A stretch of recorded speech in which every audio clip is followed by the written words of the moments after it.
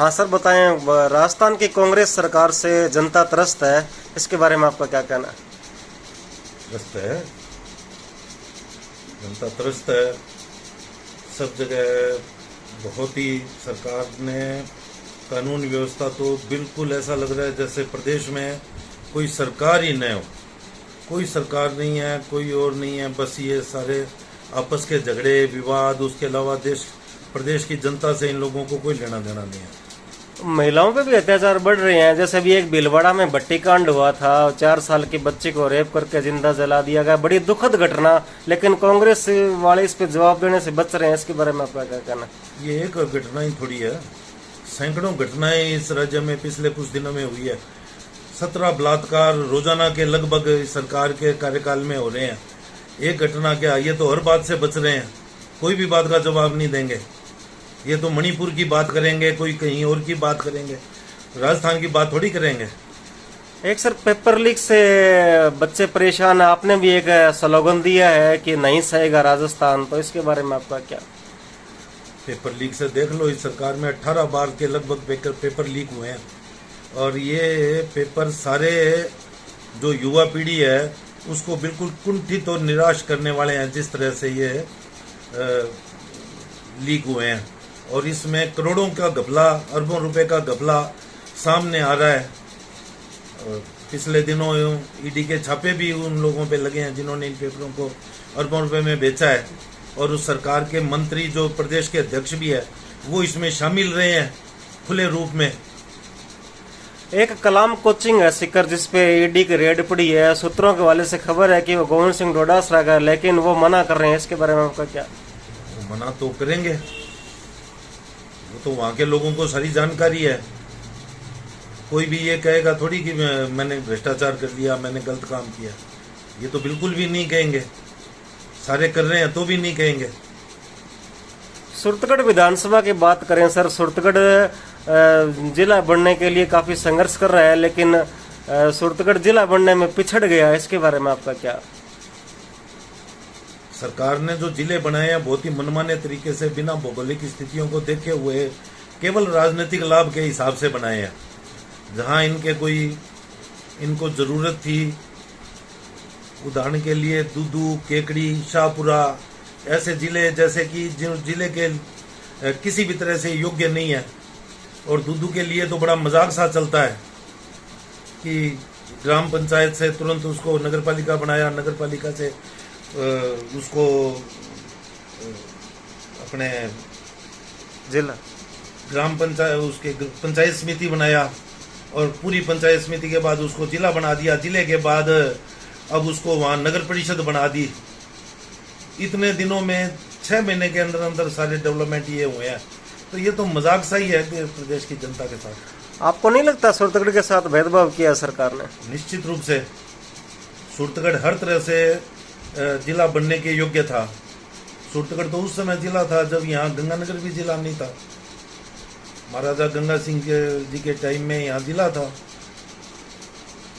2023 के आने वाले चुनाव में क्या आपको लगता है भाजपा की सरकार बनेगी राजस्थान में? निश्चित, कोई रोकने वाला नहीं है, और बहुत बड़े अंतर से, बहुत बड़े बहुमत से बनने वाले।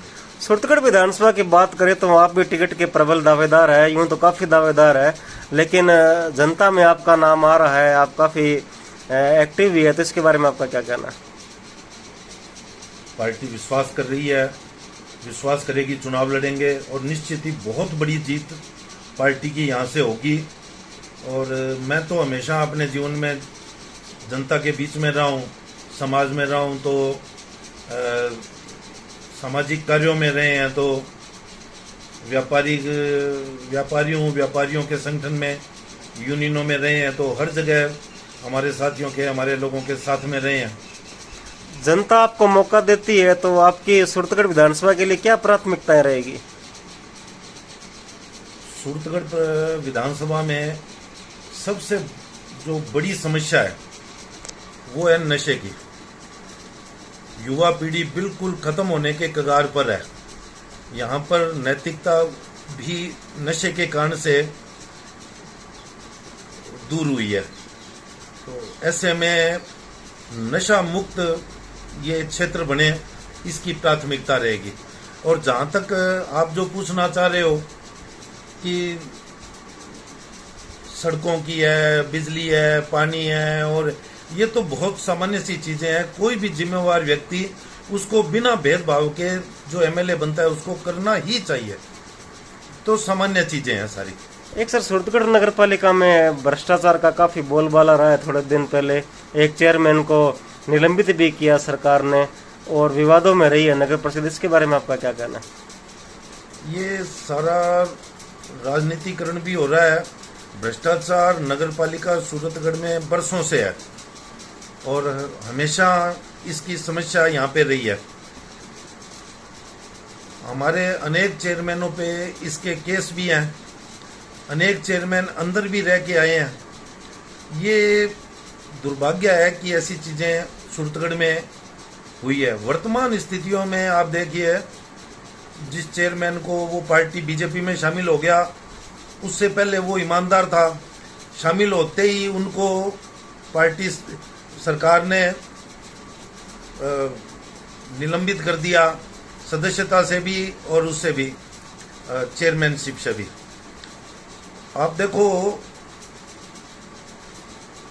उसके साथ उस जिस केस की बात कर रहे हैं, गटर के मामले की, उसमें उस जेईएन को कोई सजा नहीं है जिसने रिपोर्ट की, एमबी भरी है। उस ठेकेदार को कोई सजा नहीं है जिसने ये सारा काम करा के दिया है। उस व्यक्ति को भी कोई सजा नहीं है, एएन को, जिसने उसको पास किया है। उस ईओ के लिए भी कुछ नहीं है जिसने उस सारे को करके भुगतान पे पहले हस्ताक्षर किए हैं। और जिस चेयरमैन को आपने निलंबित करवाया है सरकार के माध्यम से, वो चेयरमैन उससे पहले के समय का ये कोई वाकया बताते हैं। तो ये तो एक शुद्ध रूप से ऐसा दिखता है कि राजनीतिक कारण है। नहीं तो उन कर्मचारियों पे भी जो उनके साथ शामिल हुए होंगे, उन पे भी सजा होनी चाहिए थी। उनको तो कोई सजा नहीं है। आपका कहना है कि 2023 के आने वाले चुनाव में भाजपा की सरकार बनेगी। कितने सीटें मानते हैं आप? मैं मानता हूं कम से कम 140 सीटें भारतीय जनता पार्टी की आएगी। ये मैं कोई हवा में नहीं कह रहा। पार्टी ने जितनी एक्सरसाइज की है, सभी 200 सीटों पे एक एक सीट पे पिछले 4 साल से तैयारी कर रही है। एक एक उम्मीदवार पे उसकी स्क्रीनिंग हो रही है, उसकी जांच हो रही है। उस सब के आधार पे मैं कह रहा हूं कि पार्टी निश्चित ही 140 से ऊपर सीटें जीतकर सरकार बनाएगी। अगर सरकार बन जाती है तो मुख्यमंत्री का विवाद भी है। मुख्यमंत्री कौन बनेगा? ये विवाद तो आप जैसे पत्रकारों के किए हुए हैं। हमारे पार्टी में कोई विवाद नहीं है। न पार्टी में कभी विवाद था, न है, न आगे होगा। पार्टी में बहुत योग्य लोग हैं। अनेक राज्यों में आप देखिए, उत्तराखंड में अखबार वाले, न्यूज वाले कह रहे थे कि वहाँ कोई नहीं है, पार्टी में झगड़े होंगे, पुष्कर धामी को बनाया और वो बहुत अच्छे से काम कर रहे हैं।